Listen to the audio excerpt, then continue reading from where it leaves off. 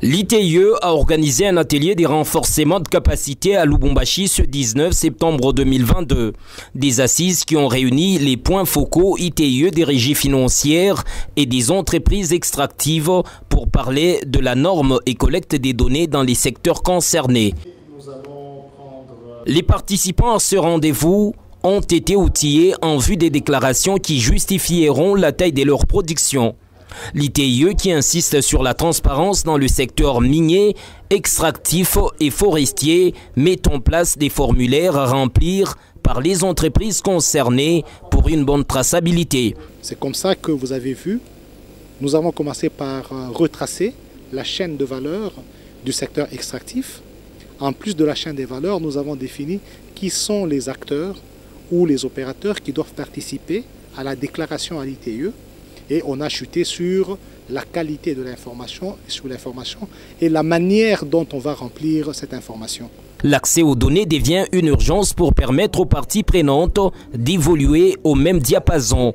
Une attitude qui rendra les rapports de plus en plus fiables.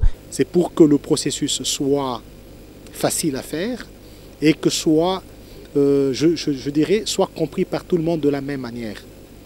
Parce que les rapports ITIE ont comme but d'être des rapports opposables à tous dans les questions de transparence et de gouvernance. Les déclarations doivent être prouvées, d'une part l'État congolais et de l'autre les entreprises. Que le rapport ITIE traditionnellement est fait par un matching, un croisement des déclarations faites par les entreprises et celles faites par les administrations publiques.